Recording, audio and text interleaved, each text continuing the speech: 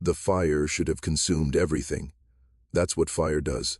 It reduces paper to ash, ink to vapor, words to smoke and memory. But when the firefighters finally extinguished the blaze that tore through the Anderson estate on the night of October 31st, 1958, they found something impossible in the ruins of what had once been the library. 43 love letters, stacked neatly on a mahogany desk that no longer existed, surrounded by ash and destruction, yet completely untouched by flame. The paper wasn't even singed. But that wasn't the strangest part. The strangest part was that the letters were warm, almost hot to the touch, as if they'd absorbed all the heat of the fire without burning. And when Fire Chief Robert Holland picked up the first letter to examine it, he heard something that made his blood run cold, a woman's voice, clear as a bell, whispering in his ear. Finally, someone is listening. The letters were dated 1923, written by a woman named Evelyn Rose to a man named Jonathan Anderson. Jonathan Anderson had died in 1925, but somehow 33 years later, Evelyn was still writing to him, still loving him, still waiting. And the house, it seemed, had been keeping her secrets, preserving her words, holding on to her promises even as everything else burned away. This is the story of what those letters contained and what happened when documentary filmmaker James Mitchell decided to read them all on camera. Some love stories end, others refuse to die, and some burn so hot that even fire can't touch them. The letters that wouldn't burn. James Mitchell had made his reputation documenting America's strangest phenomena. At 38, he'd filmed everything from alleged UFO landing sites in New Mexico to supposed miracle healings in rural Tennessee.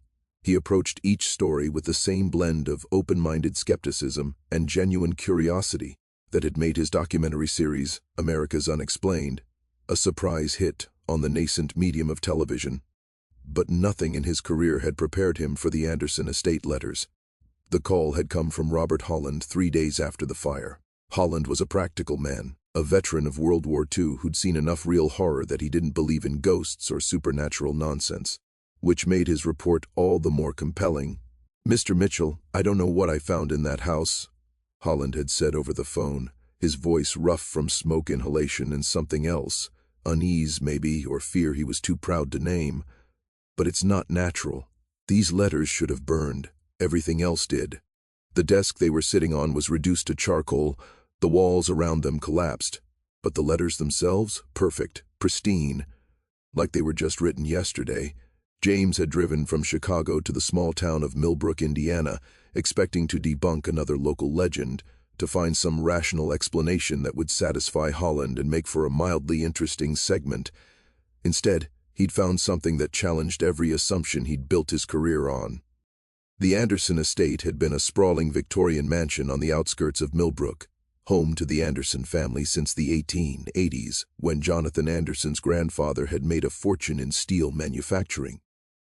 By 1958, the house had long since fallen into disrepair. The last Anderson had died in 1942, and the property had been tied up in legal disputes for years, slowly rotting while lawyers argued over the estate. Local teenagers used it for parties and dares. Everyone in Millbrook had a story about the Anderson place, about strange lights in the windows, about the sound of a woman crying on still nights, about how the library always smelled like roses, even though no flowers grew there anymore. The fire had started, investigators believed, from faulty wiring in the kitchen. It had spread rapidly through the dry timber of the old house, consuming decades of accumulated furniture, portraits, books, and memories. By the time the volunteer fire department arrived, the mansion was fully engulfed. They'd fought the blaze for 6 hours before finally containing it to the property. Nothing was salvageable. The house would have to be demolished, except for the letters. James had met Holland at what remained of the estate on a gray November morning. The smell of smoke still hung in the air, mixing with the scent of wet ash and something floral that James couldn't quite identify. The mansion was a skeleton now, charred beams reaching toward the sky like the ribs of some prehistoric beast. The library was on the second floor, east wing, Holland explained, leading James carefully through the debris. "This is where we found them." They stood in what had once been a room, but was now just a footprint of scorched foundation stones. Holland pointed to a spot near the center. The desk was there, or what was left of it, and on top of the ash, perfectly arranged, were these. He'd handed James a wooden box, clearly modern, that he'd used to transport the letters. James had opened it carefully, aware that his cameraman, Paul Rickman, was filming every moment. The letters inside were exactly as Holland had described, pristine, untouched by fire or smoke or time. They were written on expensive stationery, the kind that had gone out of fashion decades ago, in elegant feminine handwriting that reminded James of his grandmother's generation. Each envelope was addressed in the same careful script, "To my beloved Jonathan, wherever you may be." James had picked up the first letter, and that's when he'd felt it, a warmth that seemed to emanate from the paper itself, not quite hot enough to be uncomfortable but definitely warmer than room temperature. It pulsed gently, rhythmically, like a heartbeat. "You feel it?" Holland had asked, watching James's face. "Yes," James had admitted. "What is this?" "That's what I was hoping you could tell me." James had looked at Paul. "Are you getting this?" Paul had nodded, adjusting his camera to focus on James's hands holding the letter. Every second of it. Over the following week, James had established a base of operations in Millbrook, renting rooms at the town's only motel, and converting one into a makeshift editing studio. He'd begun researching the Anderson family, trying to understand who Evelyn Rose was, and why her letters had survived when everything else had burned.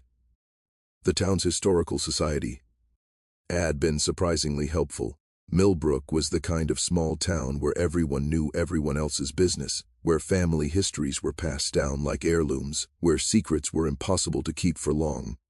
The elderly librarian, Mrs. Dorothy Keene, had been particularly eager to share what she knew.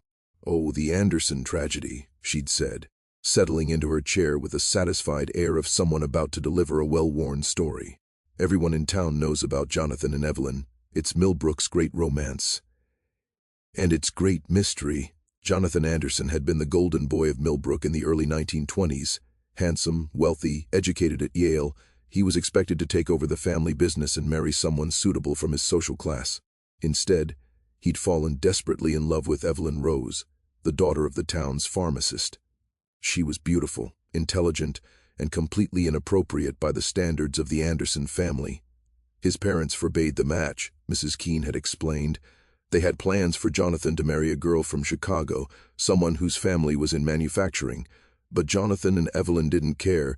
They were going to run away together, get married, start a new life somewhere his family's expectations couldn't reach them. The plan had been simple. Jonathan would liquidate some of his personal assets without his family's knowledge, and on the night of June 15, 1923, he would meet Evelyn at the train station. They would take the midnight train to St. Louis, get married there, and then head west to California where Jonathan had friends who could help him start over. But he never showed up, Mrs. Keene had said, her voice dropping to a near whisper. Evelyn waited at that station for 3 hours, but Jonathan never came, and 2 days later they found his body in Miller's Creek. The official story was that Jonathan had drowned accidentally while taking a late-night walk. He'd apparently slipped on the muddy bank and hit his head on a rock before falling into the water. His body hadn't been discovered until it had washed up nearly a mile downstream. The Anderson family had buried him in the family plot and never spoken of Evelyn Rose again. But people talked. Mrs. Keene had continued. There were rumors that it wasn't an accident, that Jonathan's father had found out about the elopement plan and confronted him. Some people said there was a fight, that Jonathan's death was murder made to look like an accident. Others said Jonathan had gotten cold feet and killed himself rather than face either running away or disappointing Evelyn. Nobody knew the truth. Nobody except maybe Evelyn. "What happened to her?" James had asked. Mrs. Keene's expression had grown sad.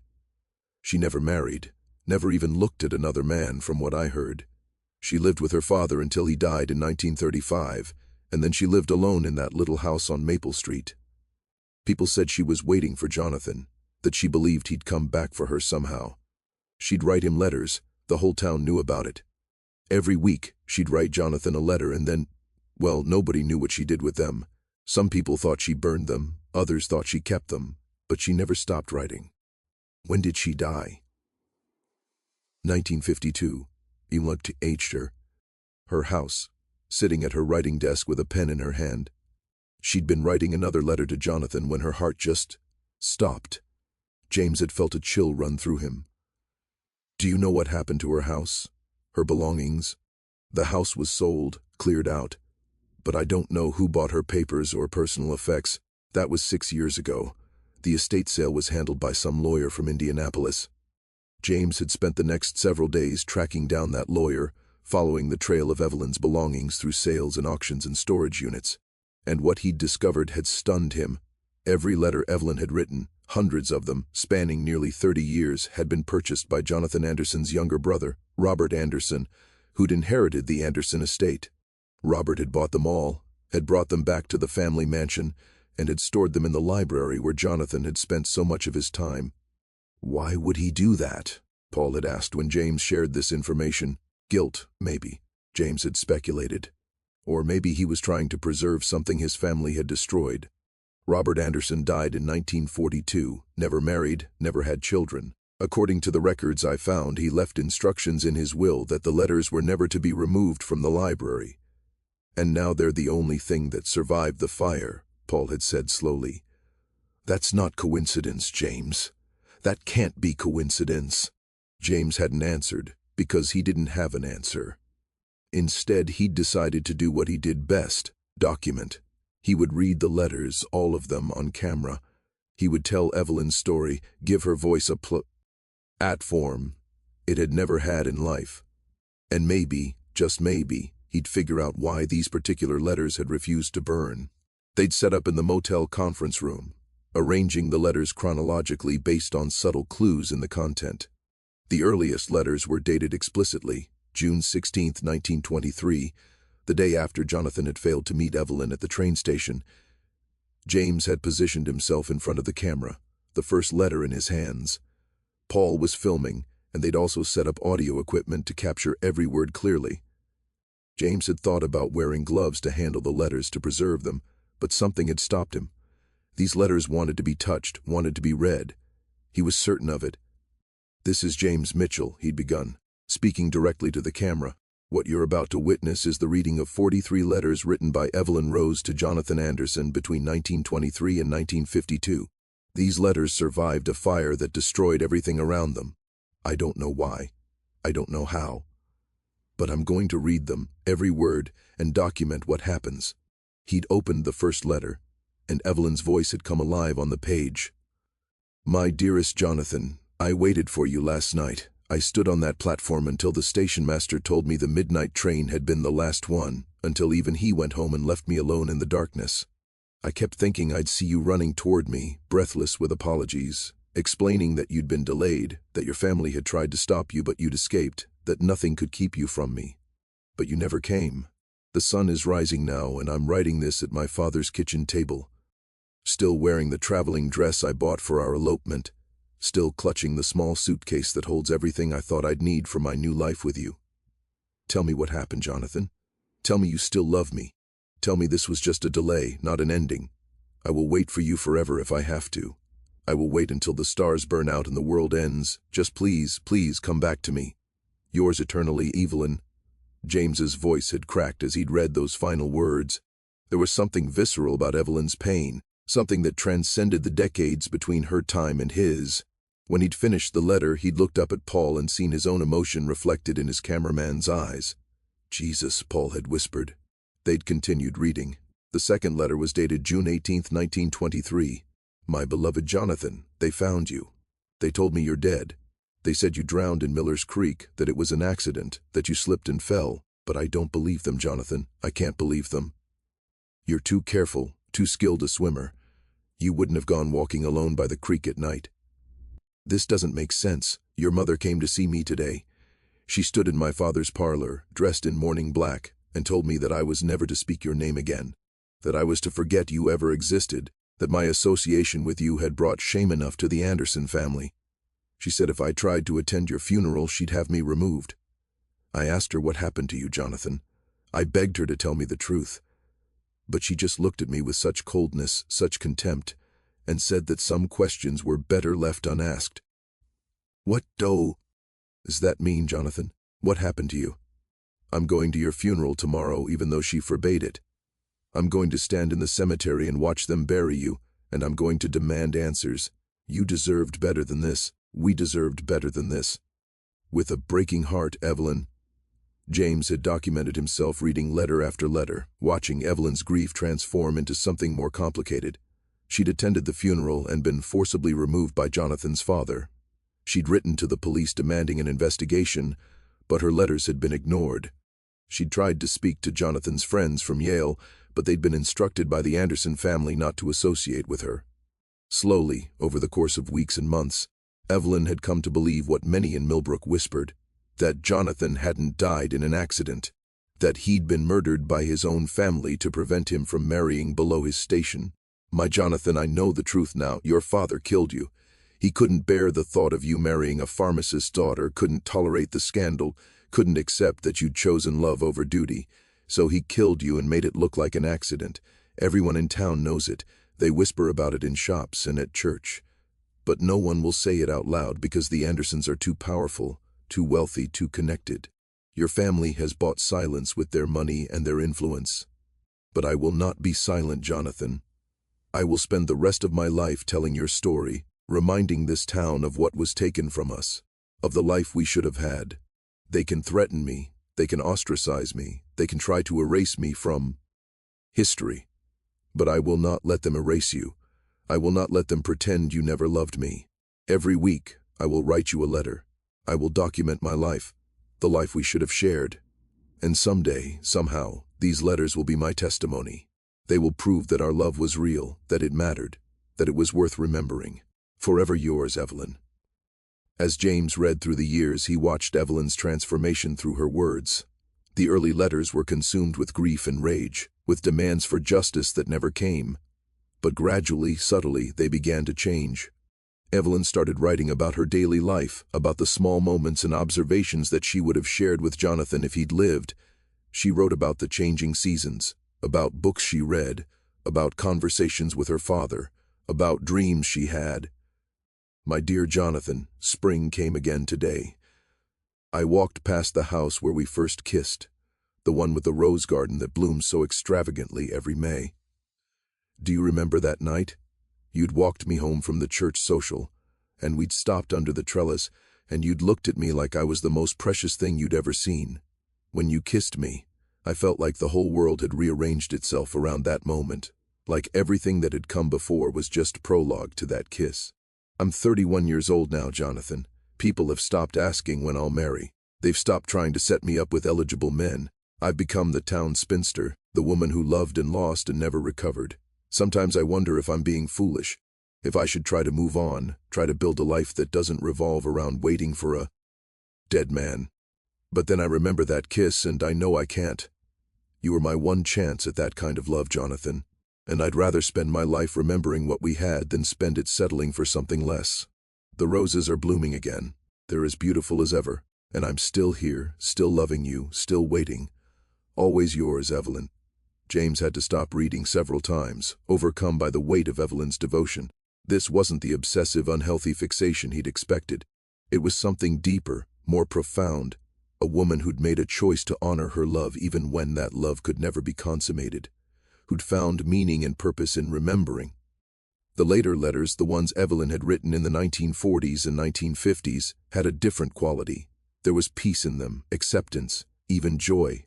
Evelyn wrote about her work helping her father in the pharmacy, about the children in town she'd befriended, about the garden she'd cultivated. She wrote about finding beauty in small things, about learning to live with loss rather than be destroyed by it. My dearest Jonathan, I'm 47 years old today, half a century almost lived, and I've spent more than half of it loving you. People would say I've wasted my life. But I don't feel that way. Loving you has been the organizing principle of my existence, the thing that's given my days meaning and structure. Every morning I wake up and think about you. Every evening I sit down and write to you. And in between, I live a life that I think would make you proud.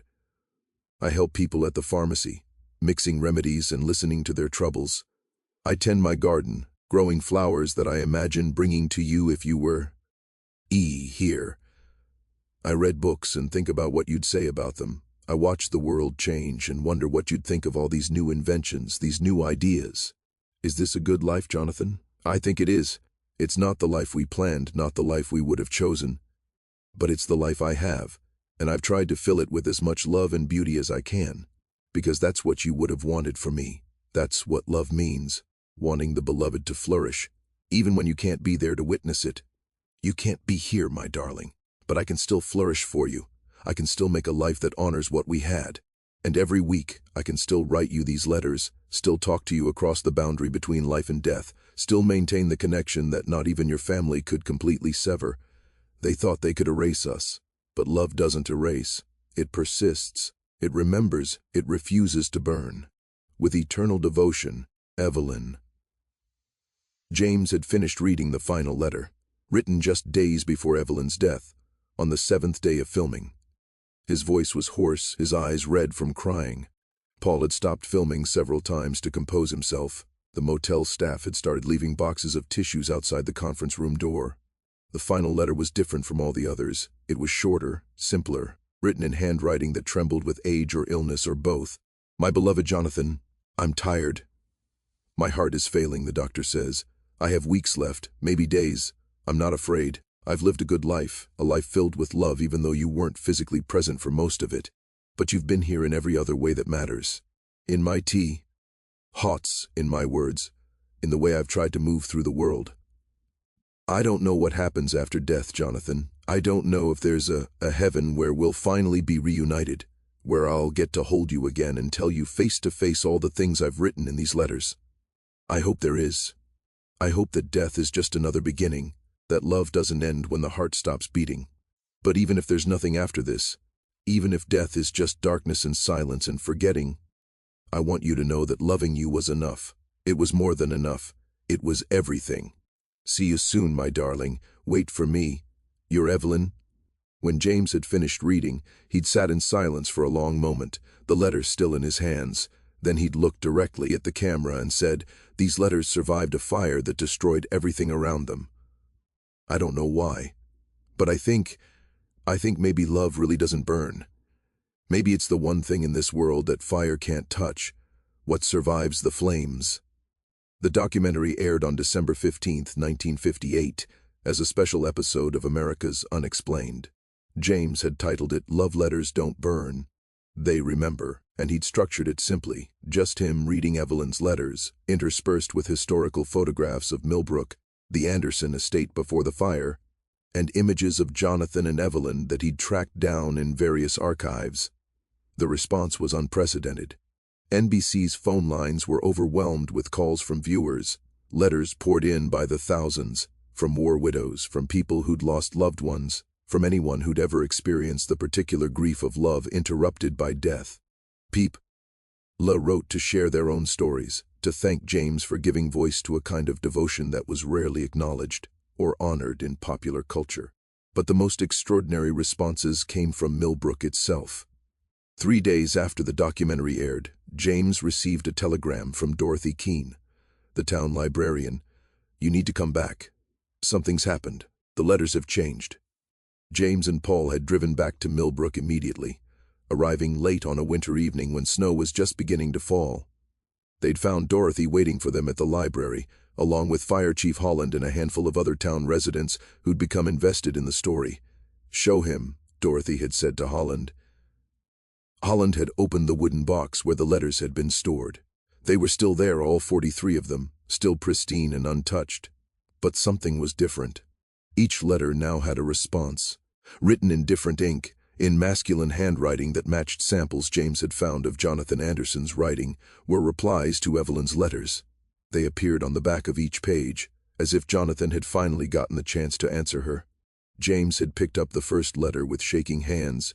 Evelyn's original words were still on the front, unchanged, but on the back, in handwriting that hadn't been there a week ago, was this: "My dearest Evelyn, I'm so sorry I left you waiting. I'm so sorry I couldn't come to you that night. It wasn't by choice, my love. It was never by choice. You were right about my father. We argued that afternoon when he discovered our plan. He told me I was throwing away everything the family had built, that I were as betraying generations of Andersons for some foolish infatuation with an inappropriate girl. I told him you were the only thing that mattered, that I'd give up the money, the name, everything, if it meant I could spend my life with you. He struck me, Evelyn. My own father struck me across the face and told me I was no son of his. I left the house that evening, devastated but more determined than ever. I was going to meet you at that station. I was going to marry you and never look back. But he followed me. He confronted me at Miller's Creek, where I'd gone to clear my head and gather my courage. We fought again, not just with words this time. He pushed me, and I fell, and my head struck that rock exactly as they said. The last thing I remember is the shock of cold water and my father's face above me, watching me drown, watching me die. And then, nothing, darkness, silence, until I heard you reading my letters, until you spoke my name again. I've been trying to reach you for 33 years, my love, trying to tell you what happened, trying to apologize, trying to explain that I never chose to leave you. But the boundary between life and death is not easily crossed. Words can't pass through, thoughts can't reach across. I've been trapped in silence, watching you grieve, watching you write me letter after letter, unable to respond, unable to comfort you, unable to tell you that I've been here all along, that I've never stopped loving you. But then he read your letters. That filmmaker read them aloud, and somehow that broke through. Somehow your words, spoken into the living world again, created a bridge I could cross. And now, finally, I can answer. I can tell you that I'm sorry, that I love you, that I've been waiting too, that I've been watching over you all these years, proud of the life you made, grateful for your faithfulness, awed by your capacity to love even when love brought you nothing but pain. You asked in your final letter if I'd wait for you. My darling Evelyn, I've been waiting for 33 years already. I can wait a little longer. I'll be here when you cross over.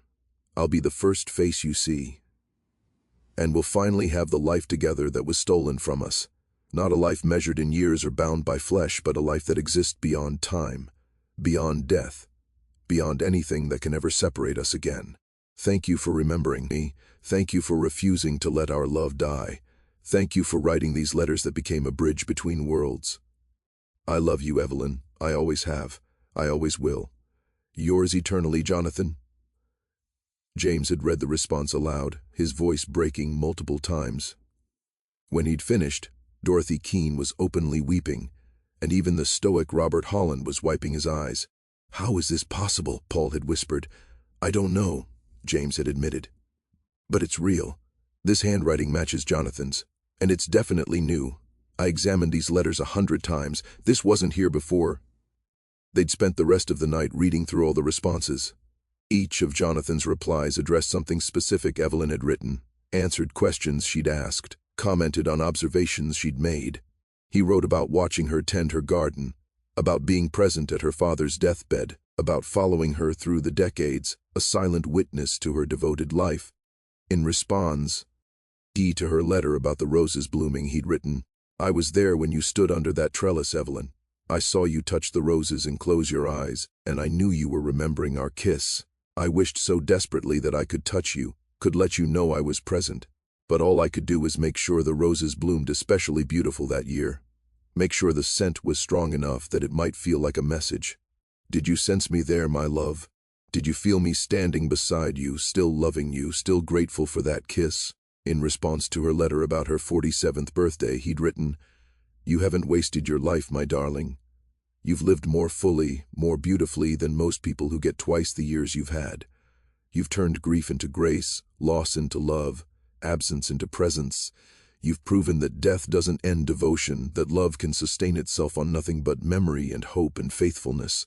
You've shown an entire town what real love looks like, not the easy love that flourishes when everything goes right, but the hard love that persists when everything goes wrong. I'm so proud of you, Evelyn. I'm so grateful that you were mine, even if only for that brief time." And in response to her final letter, the one where she'd said goodbye, he'd written, "I was there when your heart stopped, my love. I was waiting, as I'd promised.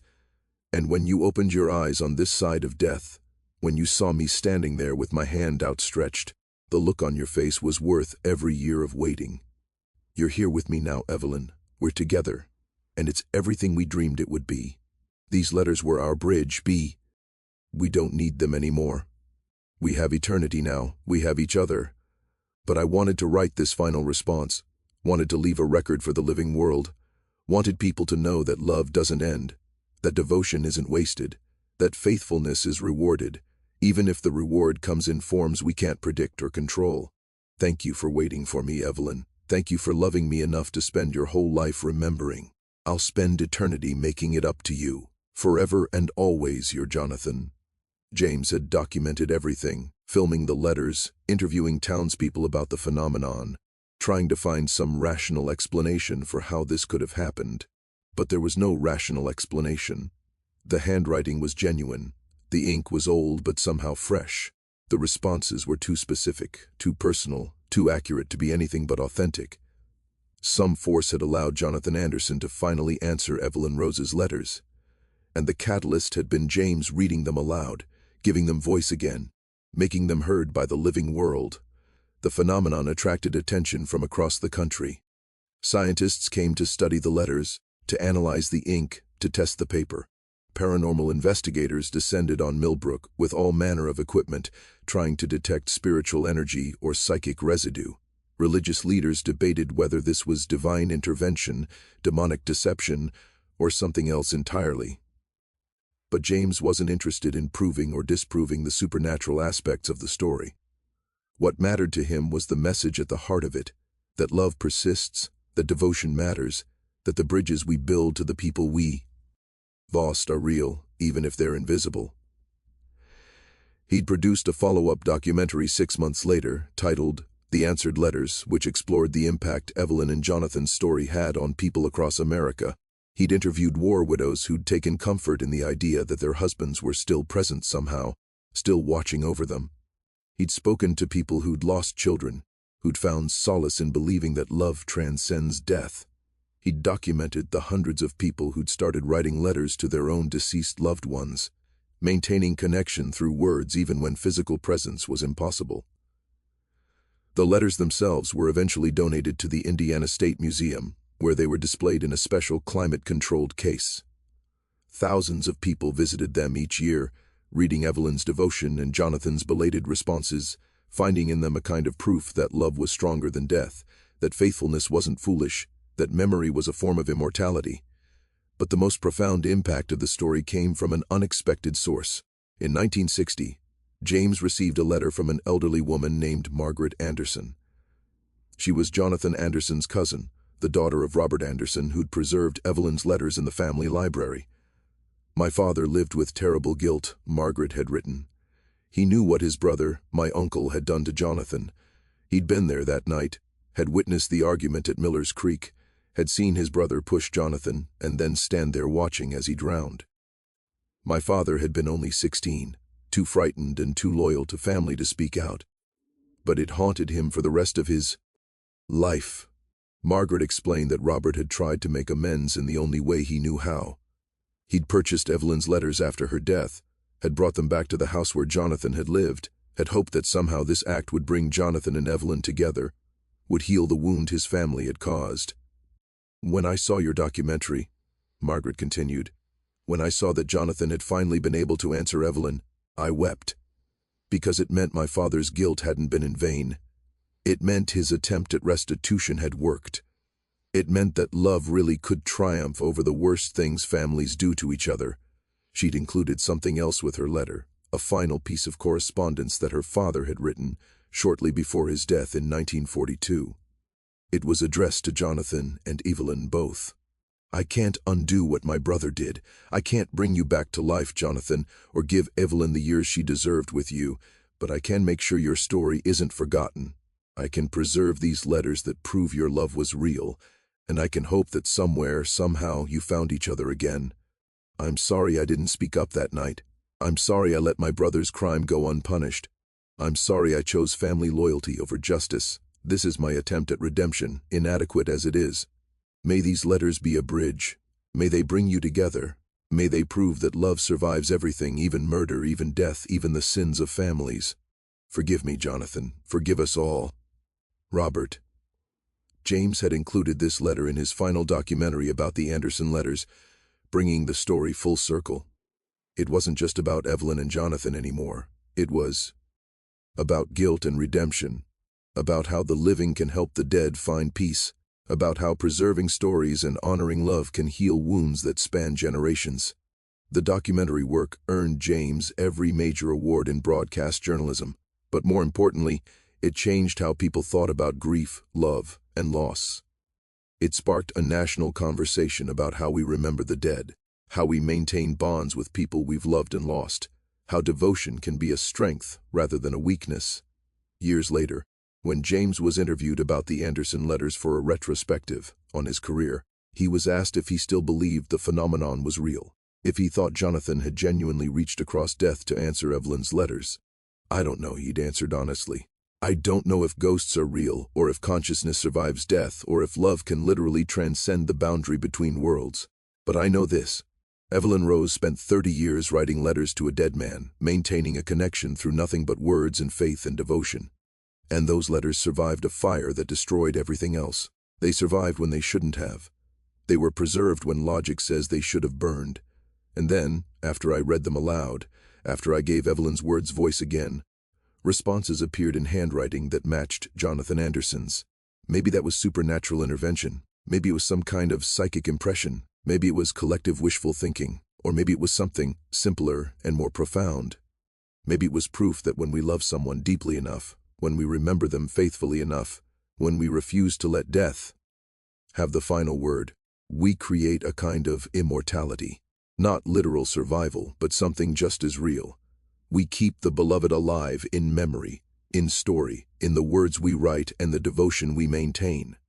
Evelyn's letters kept Jonathan alive for 30 years, and now, 70 years after his death, millions of people know his name, know his story, know that he loved and was loved. That's not nothing. That's everything. That's what survives the flames. The Anderson estate was never rebuilt. The property was eventually turned into a memorial park, with gardens and walking paths and a small monument that bore both Evelyn and Jonathan's names. Carved into the stone were words from one of Evelyn's letters: "Love doesn't erase. It persists. It remembers. It refuses to burn." Every year on June 15th, the night Jonathan was supposed to meet Evelyn at the train station, people gathered at the park to read letters aloud to their own lost loved ones.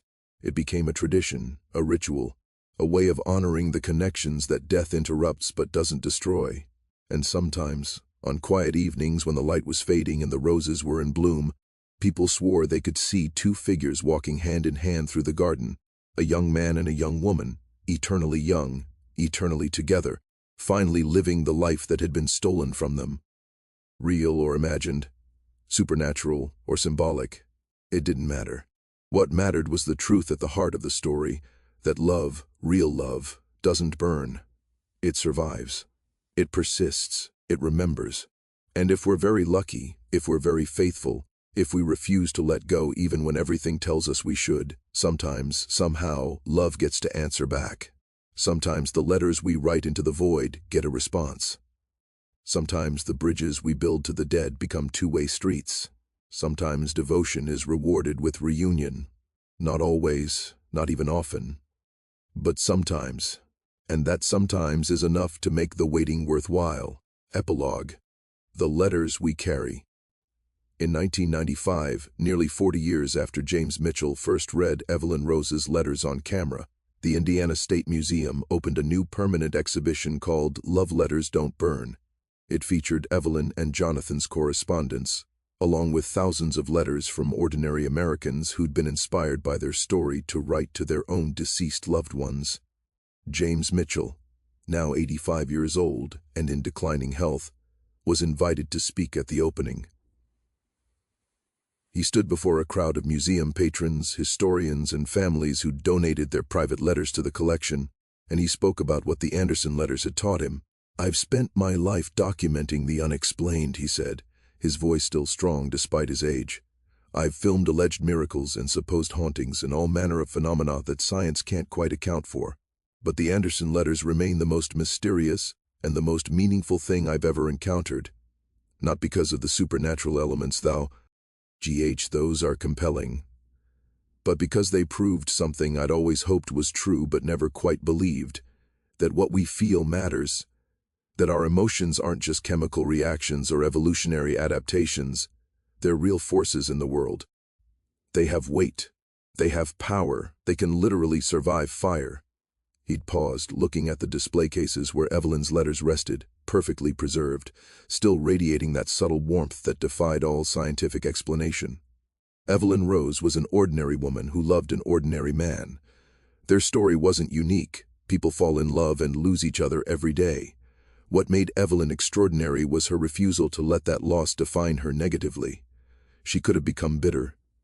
She could have shut down, closed herself off from feeling anything ever again. Instead, she chose to keep loving. She chose to maintain the connection through whatever means she had. In her case, letters. She chose faithfulness over forgetting, devotion over moving on. And that choice mattered. It created something that survived her death, survived decades of neglect, survived literal fire. Because love, real love, is the one thing in this universe that refuses to burn. It's the one thing that endures when everything else turns to ash. Evelyn taught me that. Jonathan's response confirmed it, and the millions of people who've been touched by their story prove it. We carry letters with us, all of us. Maybe not physical letters, but emotional ones. Words we wish we'd said to people we've lost. Promises we made that death interrupted. Connections we maintain even when the other person can't respond. Those letters matter. They're not foolish or futile or a waste of time. They're how we keep love alive in a world that's constantly trying to kill it with indifference and forgetfulness, and the relentless forward march of time. So keep writing your letters. Keep talking to the people you've lost. Keep maintaining those bridges, even if you never get an answer back. Because love doesn't require reciprocity to be real. It doesn't need to be returned to matter. It just needs to be faithful. It just needs to persist. And if you're very, very lucky, someday you might find out what Evelyn found out. That the letters you've been writing weren't sent into a void after all. That someone was listening. That love really does survive everything, even death. That devotion is never wasted. That the bridges we build are real, even when we can't see them. That some letters don't burn.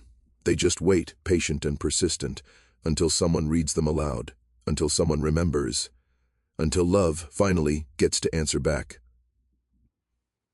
James Mitchell died 3 months later, peacefully in his sleep. His family found him in his study, sitting at his desk with a pen in his hand. He'd been writing a letter. It was addressed to his wife Sarah, who died 15 years earlier. The letter was never made public, but James's daughter donated it to the Love Letters Don't Burn exhibition, where it joined thousands of other testimonies to enduring love. And sometimes, museum visitors swore they could see new words appearing on old letters, responses materializing in familiar handwriting, as if the boundary between life and death was thinner in that space, as if love really could reach across the void and answer back. Maybe it was true. Maybe it wasn't. But everyone who visited the exhibition left believing a little more firmly in the persistence of love, in the reality of devotion, in the power of words to bridge impossible distances. Because some letters don't burn, they remember. And they wait, patient and faithful, for the day when love finally gets to come home.